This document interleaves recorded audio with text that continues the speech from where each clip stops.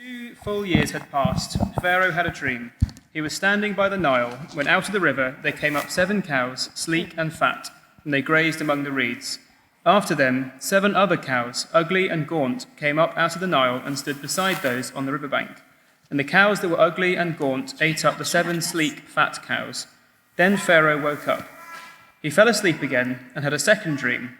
7 ears of corn, healthy and good, were growing on a single stalk.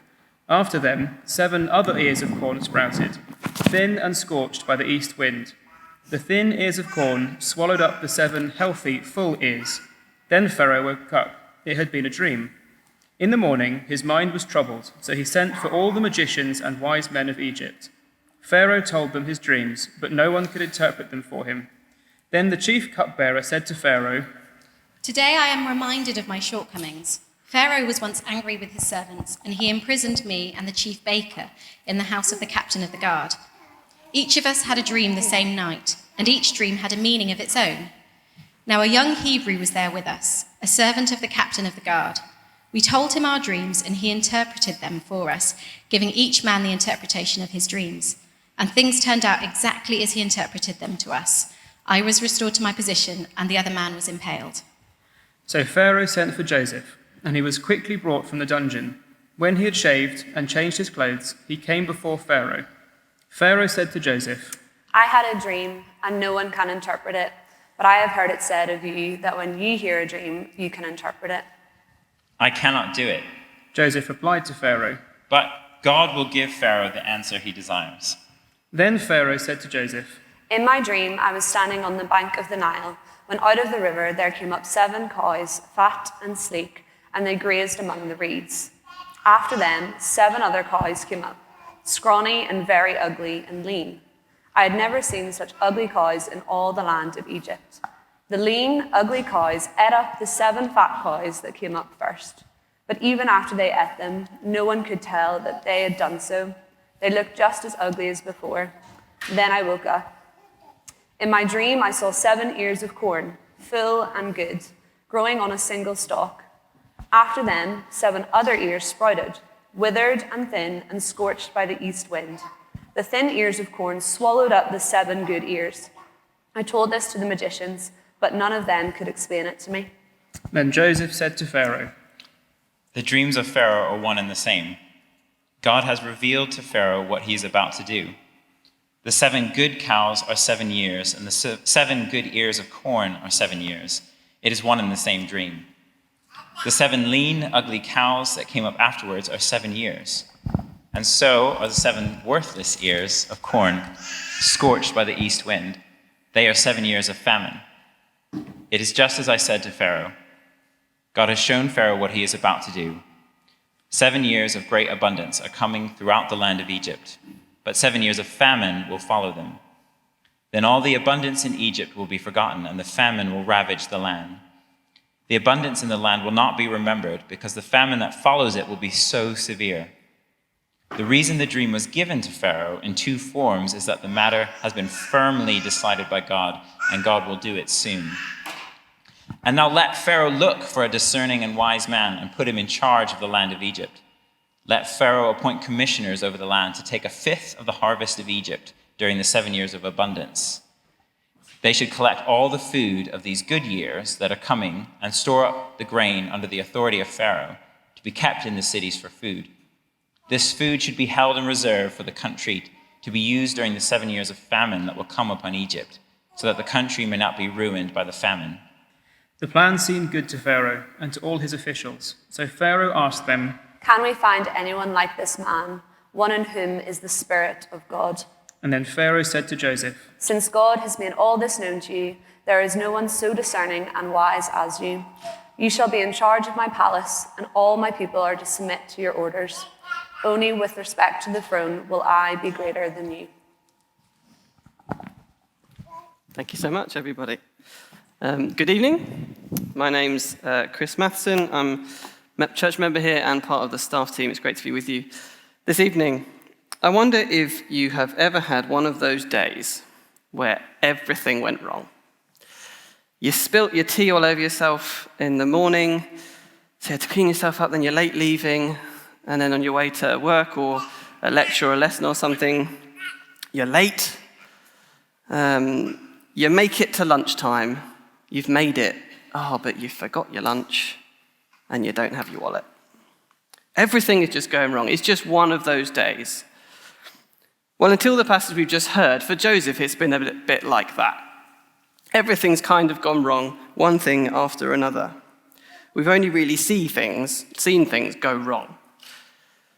Few moments of hope, but they haven't really panned out. But all the way through the story of Joseph, we can see God at work. We've talked about it each week, how God is in control, how God cares for his people, how he has a plan that he's working out, even when it doesn't look like it, even when things are going wrong. And today we're going to see 4 things. I almost did that for 4. 4 things of how God is at work. And the first one actually isn't from what we just read. It's from all the stuff before. And it's that God prepares the way. God has prepared the way. So first of all, Joseph has a dream that his family would bow down to him, that he would be great. He was already his father's favorite. But his brothers hated him so much that they threw him in a pit, big hole in the ground. They wanted to kill him, but they thought, why not make money from him instead? So they sold him. They sold their brother. And that's just the first thing. Joseph works for a guy called Potiphar in Egypt, and he did well. It says God helped Joseph, and he was actually put in charge of everything that Potiphar owned. That's chapter 39, verse 6. But then Potiphar's wife wanted to sleep with Joseph, and when Joseph said no, as in he did exactly the right thing, Potiphar's wife accused him of wanting to sleep with her, and he gets put in prison for it. Then in prison, he starts to do well. God was with him. God helped him. And chapter 39, verse 22, so the warder put Joseph in charge of all those held in the prison. He was made responsible for all that was done there. So Joseph was put in charge of the prison. I wonder if you can see a bit of a recurring theme here. Then whilst in prison, we hear, last week we heard of the next dreams in the story. Dreams of the Pharaoh's cupbearer and the Pharaoh's baker, who were put in prison with Joseph. Joseph interprets the dreams. And the cupbearer's dream meant that he was going to get out of prison and get his job back. So there's hope. Joseph says, when you get out, get me out. Put in a good word for me. But the cupbearer forgets. There's some hope, and then it's dashed. There's some hope, and then it's dashed. I wonder what Joseph was thinking at this point. He'd been the favorite. He'd dreamed of greatness. God has been with him, even when things have been going wrong, but here he is in prison, forgotten for 2 years. But God still has a plan. And the story so far has set up today's story. So even though the cupbearer forgot Joseph for 2 years, Joseph interpreting his dream becomes really important in our story today. So the second thing we see of how God is at work, God provides the opportunity.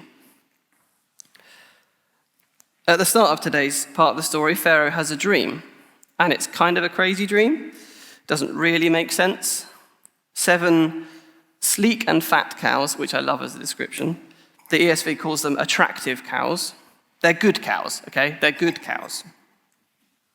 And then, so they come out of the Nile, then after them, 7 thin and ugly cows come out of the Nile. Okay, they're just cows coming out of a river so far, pretty normal. Then the thin cows eat the fat cows. Bit weird. But then you can't even tell that they've eaten them. Very strange. And then he has the same dream again with ears of grain. 7 healthy ears, followed by 7 thin, scorched and unhealthy ears. And the thin ears swallow up the healthy ears. And most of us, I'm sure, have had a crazy dream or two. I once had a dream where I was driving down the motorway, and something funny was happening to the car, so I pulled over, And it was a bit wet, it was a bit miserable, cars are going really fast, so it's kind of scary. Yeah, I would scream as well. So I decided to go inside. So I went into my parents' house, which was there, obviously. And we went into the garage, and now the car is inside their garage on one of those lifts that you have in car workshops, okay? So we looked and I didn't know it was there. It's funny, I never noticed it as a kid. So we looked all the underside of the car, and well, I don't know, we can't fix this. Need to call a mechanic. So I went to the school reception to see if I could use the phone. Now, while you're dreaming that kind of thing, it makes sense. You kind of don't question it. But when you wake up, what? It just doesn't make sense. And you might tell a couple of people, or a few more people, but actually by the end of the day, end of the next day, you've pretty much forgotten. You've discarded it because you think, well, it's clearly not real life. It didn't make any sense. Let's forget that and concentrate on what's actually happening in life. But Pharaoh doesn't do that, and that's important. When he wakes from his dream, verse 8 says, in the morning, his mind was troubled. He was troubled, he was confused, and he knew this dream had been important. God was at work in Pharaoh, not only causing him to dream something that was God communicating to Pharaoh, that we'll see later, but convicting him in the morning that he needed to know what this meant. This was an important dream. So Pharaoh sent for all his magicians, his wise men, his clever clogs, but none of them knew what it meant.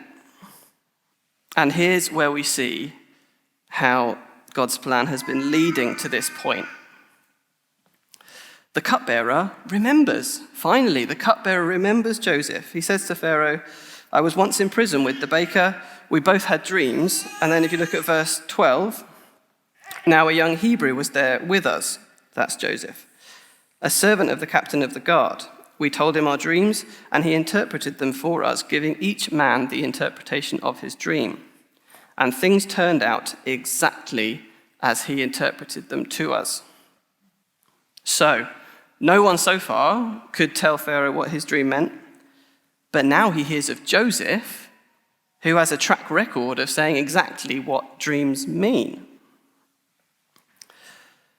God had gifted Joseph with being able to interpret dreams. God worked through Joseph in doing that, and he led him to the position of demonstrating that in prison, so that when Pharaoh has his dream, it's an opportunity where only Joseph can come and interpret Pharaoh's dream to bring him out of prison.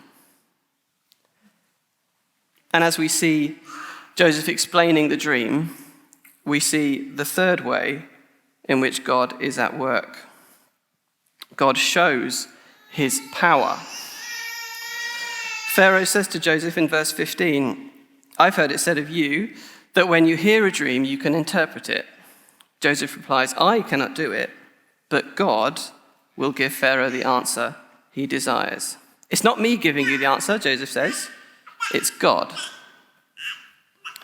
So Pharaoh tells Joseph the dream, and Joseph tells him what it means. Like the dreams in the previous chapter, and actually all of the dreams we see in the story, it's about the future. It's something that's going to happen. Joseph says God has revealed to Pharaoh what he's about to do. God is communicating through this dream, and he's communicating that he knows and is in control of the future. So here's what the dream means. We find it in verse 25 to 32 of the chapter. So the 7 good cows, the fat cows, the sleek cows, are 7 years of great abundance. Really good years. Everything grew. They had loads of food. After that, 7 years of famine come. 7 years with no food. Nothing grew. So bad, it will be like the first years never happened. And then verse 32, the fact that Pharaoh dreamed it twice means it's fixed. And it will happen soon. So there are two ways that God is showing his power here. The first is that God is in control of what happens. If someone claims to be powerful and they tell you they can tell the future, well, if they do tell the future, that's powerful, right? Because people can't, but God can. That's power. God is showing his power by telling what's going to happen. He says it's going to happen, it's definitely going to happen, and it's going to happen soon. God is in control in this situation. The second thing, the second way God shows his power is through Joseph. After interpreting the dream, Joseph tells Pharaoh, this is verse 33, that he needs to find someone to oversee the land. Make sure they collect enough food in the good years that are going to last them through the bad years.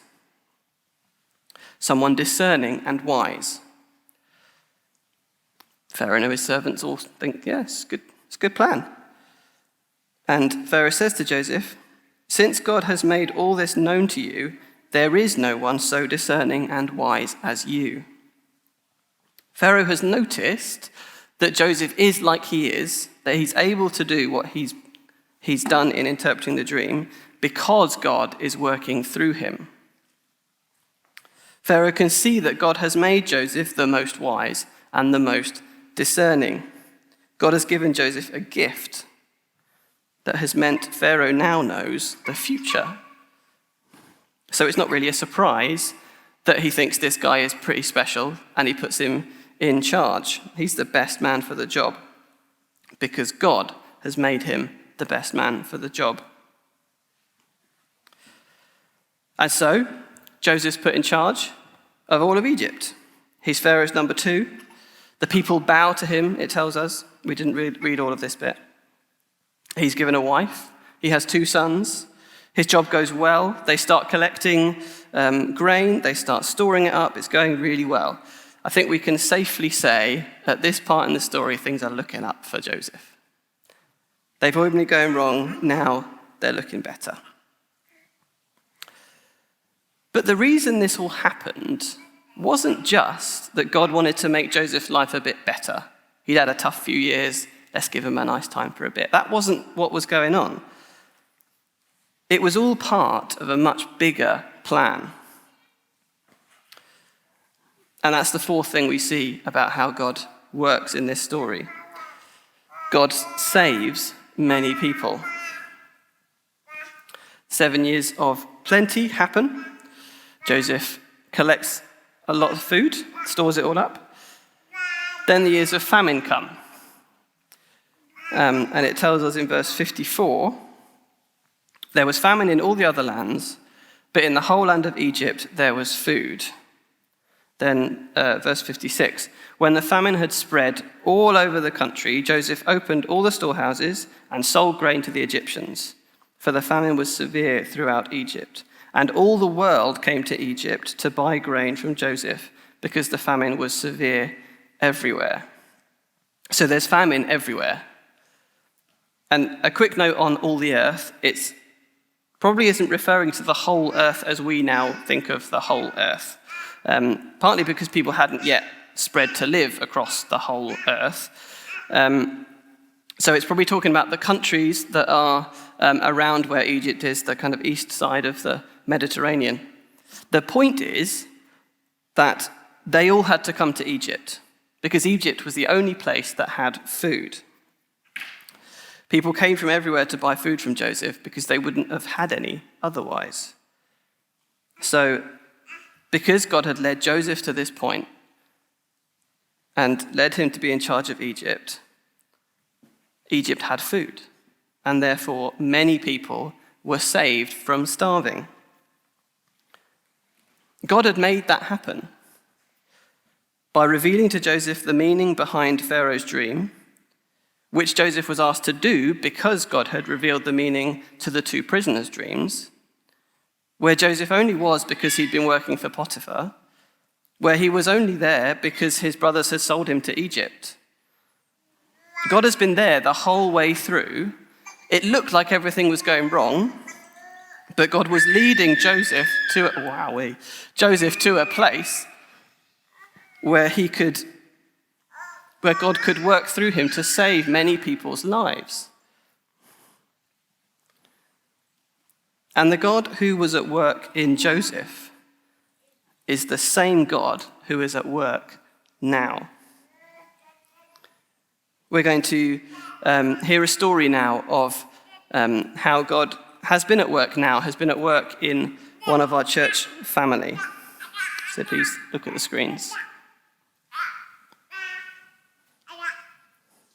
Hello, my name is Vic Jacobson. I grew up here in Southampton in a place called Hollybrook Homes, just off the Winchester Road. My father had died when I was just 1 year old. And by the time I'd got to the age of 15, I had appeared in front of the magistrate, or rather the juvenile court, a number of times. I'd become somewhat of an inveterate thief. And I joined the army at the age of 15, thinking that I would get fed and have a roof over my head. But a change of location rarely ever changes behavior.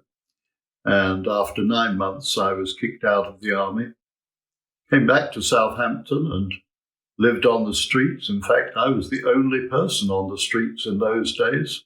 All the older men used to go to the Salvation Army, but I preferred to have my independence. When I was celebrating my 18th birthday with some of my mates, we decided to have a bit of a booze up. So I broke into a number of houses, and on my last house, I stole a camera and tried to fence it at Handley's second-hand shop in Shirley Road. And it was there that the police caught up with me. And as I had no fixed address, they very kindly gave me one in Winchester Prison. And it was while I was there that something happened to dramatically alter the whole course of my life. I read a Gideon Bible that had been left in my cell. And through reading that, I came to understand God's love and the possibility that life could be different. And it most certainly was. Within a matter of months of leaving the prison, I was preaching on the streets, getting on a chair. In those days, you could be heard. Now the noise of the traffic would drown you out. But I loved to preach. I set up a rock band, and we used to go to the coffee bars of the day to preach the gospel. 5 years into my Christian walk, I went to Spurgeon's College for 4 years to train for the Baptist ministry. And after that, 8 years of pastoral ministry in London and in Godstone, Surrey, before being invited to become the National Director for Evangelism Explosion. My responsibility was to set up the training courses that became so useful to churches and so successful. After a while doing that, I was asked to become the European Director, so introducing EE to many countries around Europe, including behind the Iron Curtain. And it was after 11 years with EE that my dear wife Sue and I decided to set up a ministry called Hope Now. We felt that God was leading us to do that. At first, in South Africa, we set up a home for refugees from Angola and Rwanda, children that had seen their parents massacred, and working in prisons and building churches. In fact, we built 10 churches there. And then God led us into Ukraine, which has been my passion. In fact, it was our passion for many years and still is after 29 years. And it was during that time that my dear Sue developed Alzheimer's. And I remember her asking the question, Why me? And then as we prayed about it, we realized that we are all part of a life that is sometimes wonderful and sometimes hard. But the greatest privilege of my life was to look after my dear Sue for 4 years, serving the person that I loved the most. And then 4 years ago, she went to be with the Lord. I have continued to work. I recently celebrated my 80th birthday. Moses started at that point, so why not me? I have a new lease of life to carry on preaching the gospel. I've seen so many people come to know the Lord as their Saviour. And I hope if you haven't found him yet, you will too. If you'd like to know how, just ask for one of my little booklets. It's called Just Grace. I'd love you to have that. God bless you. God is at work. I don't know what struck you about the video. What really struck me is if you put that first half up to prison, you just look at that bit, you would never predict the rest. Or if you just saw the second half, you'd never think that he came from that kind of upbringing and life beforehand. God can do amazing things. He can turn around lives. God was at work in Joseph. God is at work in Vic, as we've just heard. And he's been at work all the rest of the time in between as well. We see him through the whole of the Old Testament. In fact, we were talking earlier about glimmers of hope and then it going wrong, glimmers of hope and it all going wrong.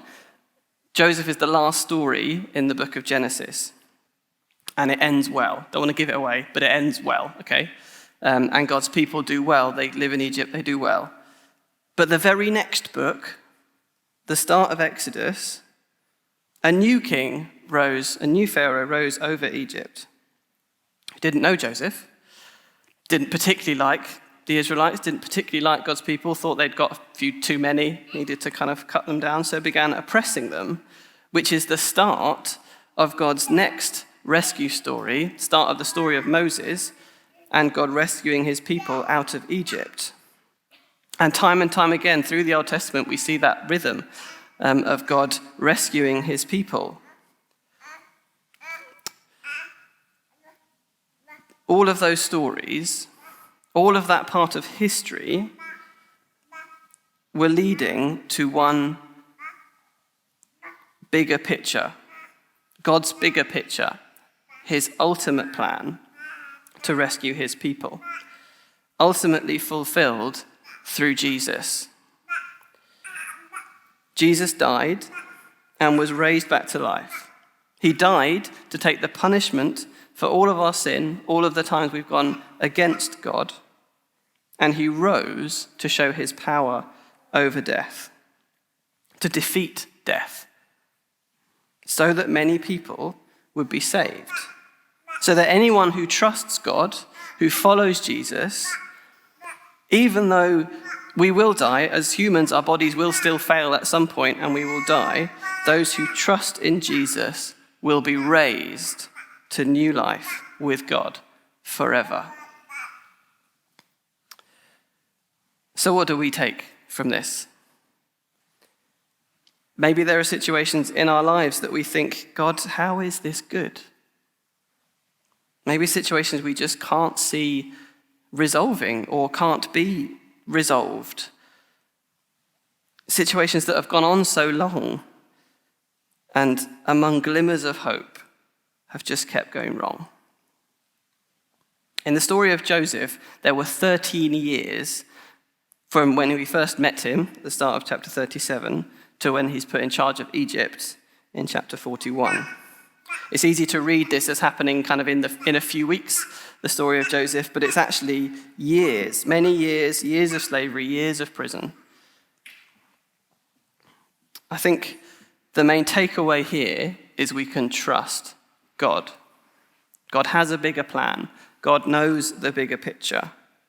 We see his faithfulness to Joseph. We see his faithfulness through the Old Testament. We see his faithfulness in Jesus. Now, I can't say that every bad situation you are in or have been in will actually lead you to becoming prime minister. Maybe you wouldn't want that. But it wouldn't necessarily lead to success like we see here, or the stuff of dreams. It might not work out like that. That may not be God's plan. But ultimately, what's most important is that everything we need to be saved has been done.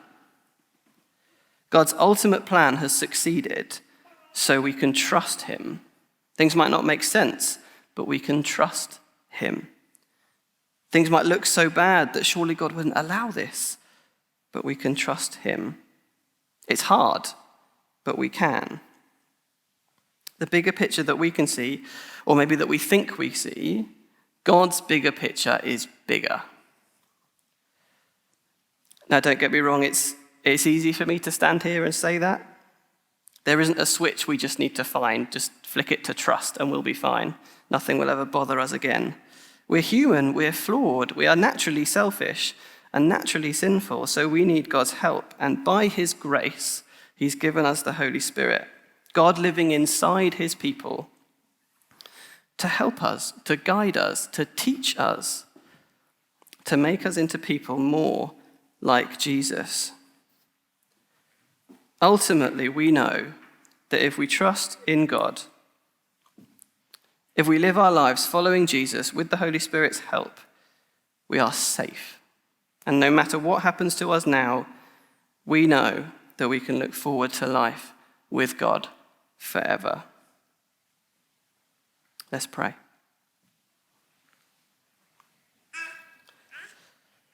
Heavenly Father, I thank you that we can see that you are in control, that you care, that you were with Joseph and you cared about him. You cared about all the people who went through the famine in this story. I thank you that your plan is to save people. You rescued Joseph from prison so that you could rescue many people from starving. You rose Jesus from the grave so that you could save us. Help us live in that perspective. Help us to trust you, no matter what situations we're facing. Help us to remember that you are in control. You care for us. And you have made a way to bring us to you.